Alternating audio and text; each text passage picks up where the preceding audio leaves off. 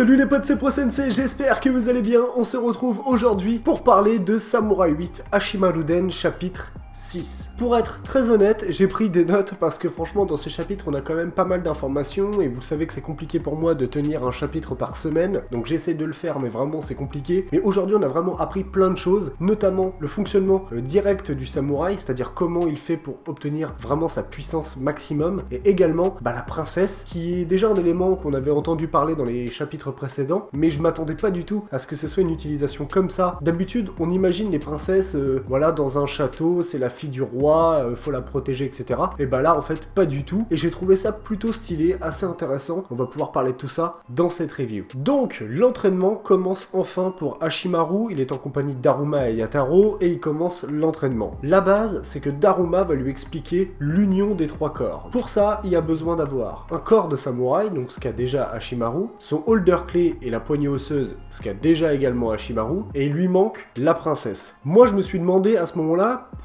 pourquoi fallait une princesse, hein, je me suis posé la même question qu'Hashimaru, pourquoi fallait une princesse pour qu'un samouraï devienne plus fort? Et en fait c'est un lien invisible qu'il y a entre la princesse et le samouraï, et on va découvrir comment dans ce chapitre. D'ailleurs lui, Hashimaru, pendant que Daruma lui fournissait des explications sur l'union des trois corps et qu'il lui fallait ces trois parties-là, lui s'amusait à entrer et sortir la clé de son corps, il en est resté même coincé, ça m'a plutôt fait rire, et Daruma lui pétait un peu les plombs. Il explique que c'est la poignée osseuse qui relie le samouraï à son holder. C'est comme je l'avais déjà dit dans le chapitre précédent, le holder, à partir du moment où tu détiens cette poignée osseuse, il te suit partout et c'est ton compagnon. Daruma dit, pour protéger quelqu'un, le samouraï veut devenir plus fort. Donc en gros c'est une espèce de motivation, quelque chose qui sert au samouraï pour devenir de plus en plus fort et du coup devenir un véritable samouraï. Daruma propose un entraînement avec la poignée osseuse à Hashimaru, qui était vraiment impatient de pouvoir déployer son fameux sabre, le Shinken, le sabre véritable, et il a appelé comme ça d'ailleurs, et j'ai trouvé ça vraiment stylé. Hashimaru arrive à sortir son âme, il a la poignée osseuse qui va lui servir de sabre, et encore une fois il essaye du coup de l'étirer, mais on se rend compte vite que le sabre est complètement tordu, il ne tient pas, et justement c'est ce qu'il manque à Hashimaru pour déployer le Shinken. Il faut un courage, il faut quelque chose qui lui donne du courage, quelque chose qui lui donne envie de devenir plus fort, qui va faire en sorte que son équilibre intérieur soit bon, et en fait son équilibre intérieur n'est pas bon. Daruma lui pose la question, pourquoi t'entraînes-tu? Hashimaru lui répond, je veux que mon père me reconnaisse en tant que samouraï, et comme ça je pourrais sortir librement. Donc Daruma lui dit, mais t'es déjà dehors en fait. Sortir mais sans être gêné, puis après je pourrais parcourir la galaxie de planète en planète comme Fudomiyo. Daruma se le dit intérieurement, il se dit, il s'inquiète pour son père. En fait, indirectement, Hashimaru s'inquiète pour son père, et c'est ce qui fait que ça trouble son intérieur, et il n'arrive pas à être parfaitement serein. Il lui manque également la princesse, c'est ce qui fait aussi ce lien de protection que Hashimaru n'a pas encore. Et d'ailleurs, Daruma lui dit, ce n'est pas parce que tu as le corps d'un samouraï que tu es un samouraï. Hashimaru n'est pas encore un samouraï. Il a juste le corps, et il a le holder avec la poignée osseuse, mais il n'a pas tous les atouts pour être un véritable samouraï. Daruma veut commencer à expliquer à Hashimaru l'histoire un petit peu des samouraïs, pourquoi les samouraïs protègent les planètes et protègent la princesse, et Hashimaru lui coupe la parole en lui disant, mais oui, parce que les princesses c'est des femmes fragiles et délicates, et que c'est ça le véritable courage du samouraï. Pourquoi tu me fais toujours des sermons comme ça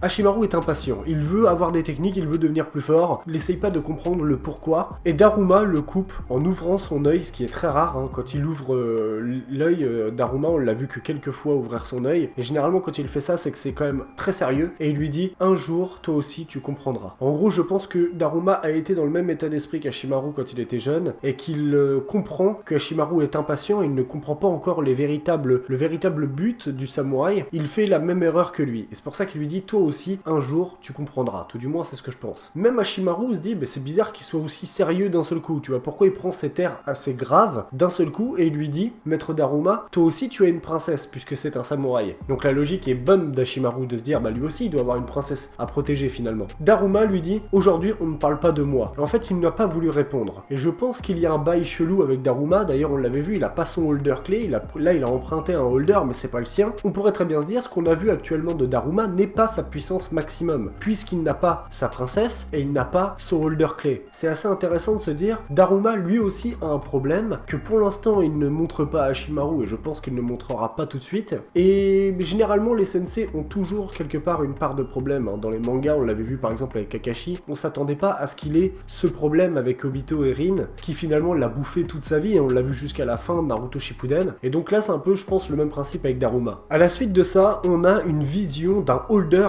immense qui parcourt la galaxie, une espèce de mini-île, mais vraiment on voit que c'est un holder parce qu'il y a une espèce de tête d'oiseau à l'avant de ce truc qui plane dans l'espace, et on y voit une princesse qui rigole avec un samouraï noir assez stylé. Il a 4 sabres qui flottent juste autour de lui avec 4 âmes, et il a l'air vraiment stylé. Il a un chapeau à moitié un peu comme les chapeaux japonais là, c'est vraiment stylé. Il y a carrément tout autour en cercle plusieurs samouraïs qui protègent finalement cette princesse et ce personnage, et ce personnage d'ailleurs ressemble énormément au père d'Ashimaru. Vraiment, je suis quasiment sûr qu'ils ont un lien de famille ou quelque chose comme ça, c'est quasiment sûr. Ils se ressemblent de ouf, et également ce samouraï a un œil, il est à moitié aveugle d'un œil avec une cicatrice. Il ressemble également au flash que le père d'Ashimaru avait eu dans les chapitres précédents, où il avait vu un mec qui lui avait dit je le retrouverai ou je le rattraperai. Et bien il lui ressemble également. Je sais pas trop c'est quoi le bail, mais lui, ce personnage là, il est important, et à mon avis on le reverra plus tard, mais il est extrêmement charismatique, extrêmement stylé, et franchement j'ai hâte de voir la suite avec ce personnage. Justement, il dit à la princesse: pourquoi princesse ça? Elle s'appelle princesse ça. Pourquoi tu rigoles? Et elle dit: je vois un samouraï qui vient de naître, il est lamentable, il me fait penser à toi quand tu étais plus jeune. Et lui, le samouraï là, le fameux samouraï noir là, qui est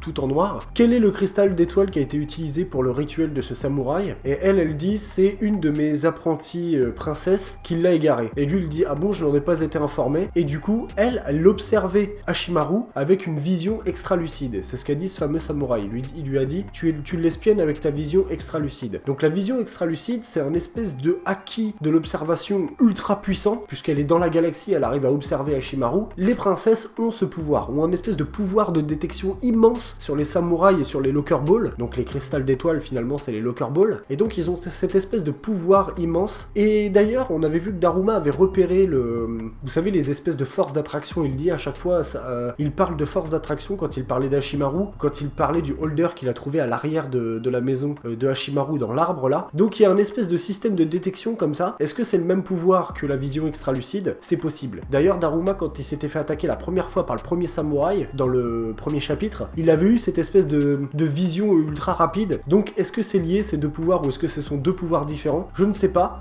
Pour moi je pense qu'ils sont liés en tout cas. Donc les princesses ont l'air d'avoir un espèce de acquis de l'observation ultra pété quoi. Et là, nous découvrons la princesse Anne. En gros, c'est son nom, princesse Anne. C'est elle qui va être la princesse liée à Ashimaru. Et donc c'est assez marrant, puisque on voit du coup la princesse qui, elle, a égaré son cristal d'étoile, donc la Locker Ball. Donc ça a été mis d'une manière assez marrante, ou tête en l'air, voilà, c'est une fille un petit peu tête en l'air qui utilisait sa Locker Ball pour presser ses légumes. Elle l'a laissé derrière dans un cabanon, et elle se l'est fait voler. En gros, elle l'a égaré. Et apparemment, il y a une des princesses qui parle avec elle, qui est une de ses amies, et qui lui dit: mais tu te rends pas compte, ça se trouve, il va y avoir un rituel à ton insu, et tu vas te retrouver avec un samouraï que tu n'aimes pas, que tu apprécies pas, et tu vois, du coup, tu vas pas pouvoir être lié à 100% avec ton samouraï. Et donc, elle essaye de lui expliquer plus ou moins à travers des phases d'humour, où elle dit: c'est comme si que tu laissais ton petit ami à l'extérieur et que tu t'en servais pour couvrir tes légumes, des trucs comme ça. Enfin voilà, ça a été mis avec de l'humour. Mais le truc qui est intéressant, c'est qu'on se rend compte que Anne, finalement, est une fille un peu fragile et qui s'attend pas forcément à avoir un samouraï ultra stylé et tout. Elle dit: du moment qu'il est agréable et qu'il m'écoute, tout se passera bien, tu vois. Mais elle a l'air d'être un peu détachée de tout ça, tête en l'air, et elle se rend pas compte en fait que son rôle de princesse est de découvrir, de détecter les cristals d'étoiles et de se lier à un samouraï. Et le fait de cette liaison qui est justement invisible à l'œil nu, c'est la fameuse force, troisième force du samouraï. Cette liaison va faire le courage du samouraï, et donc cette princesse-là, la princesse Anne, va être liée à Ashimaru. Et donc c'est extrêmement stylé, mais je pense que le samouraï qu'on a vu tout en noir là, il a besoin d'avoir des explications avec elle sur comment elle a fait pour égarer une Locker Ball, parce que c'est quand même assez important, je pense, qu'ils en trouvent pas tous les 4 matins non plus. Mais dans tous les cas, c'est elles, les princesses, qui font les forces militaires des planètes. C'est grâce à elles que les planètes sont protégées par des samouraïs, qui a ces pouvoirs, qui a tous ces rituels pour que les personnages deviennent de plus en plus forts. Donc ça veut dire que les princesses ont un pouvoir de détection des Locker Balls, et également c'est elles qui fabriquent les forces militaires. C'est hyper important, je veux dire, elles ont un rôle crucial dans la protection des planètes, et donc c'est un rôle extrêmement important qu'elle a également, la princesse Anne. Elle va servir au développement d'Ashimaru, et j'ai trouvé ça stylé d'utiliser les princesses comme ça. Moi je voyais pas ça du tout comme ça, comme je vous l'ai dit en début de vidéo. Pour moi, les princesses, je les voyais comme une fille fille protégée dans un château où son père c'est le roi, et puis genre c'est une fille fragile, etc. Elle attend de rencontrer un jour le fameux prince charmant pour devenir finalement une reine, etc. Enfin, vous voyez un petit peu le délire, je voyais plus une princesse comme ça, alors que là en fait, ils utilisent les princesses comme des véritables atouts militaires, et je trouve ça vraiment stylé. Donc après on va pouvoir voir du coup, d'ailleurs elle est assez mignonne hein, comme petite princesse, et c'est elle qui va être finalement le lien avec Hashimaru. Donc ça va être assez stylé, et je pense qu'ils vont bien s'entendre, parce que ça a l'air d'être deux personnages, Hashimaru dans son comportement, étant donné qu'il est un petit peu plus ou moins pur à l'intérieur de lui, et que elle a l'air très pure. Je pense qu'ils vont vraiment bien s'entendre, mais ce lien va être extrêmement important, et c'est ce qui fait l'union des trois corps, et c'est ce qui va faire qu'un jour Hashimaru deviendra plus puissant. Il aura son holder, il a son corps de samouraï, il a la poignée osseuse, et il aura sa liaison avec sa princesse qui va lui permettre finalement de déployer toute sa puissance. Donc le chapitre nous a expliqué l'union des trois corps et la fameuse princesse, le rôle qu'elle a finalement à jouer. Donc on va en apprendre plus apparemment de ce que nous disait Daruma sur les princesses et leur utilisation, mais dans tous les cas ça nous a montré ça, c'était franchement intéressant, ce chapitre était bon vraiment, même s'il n'y a pas eu de combat ou quoi que ce soit, mais je trouvais ça très intéressant de s'attarder sur les princesses et qu'ils utilisent ce rôle là, donc c'est vraiment très bien, j'aime beaucoup, et le samouraï qui est tout en noir qui protège l'autre princesse qu'on a vu dans l'espace, pour moi il est clairement lié au père d'Hashimaru, ou tout du moins ils sont liés quelque part, c'est obligé qu'ils se sont déjà vus ou qu'ils sont frères, et je pense qu'il aura un rôle extrêmement important. Ce chapitre était beau, il y avait des beaux dessins, des beaux décors et tout. J'espère que ce chapitre vous a plu et que cette review vous a plu. N'hésitez pas à me le dire en commentaire, comme d'habitude n'hésitez pas à liker, à partager et à vous abonner si le cœur vous en dit, et j'ai plus qu'à vous souhaiter une excellente fin de journée. À très bientôt, ciao ciao.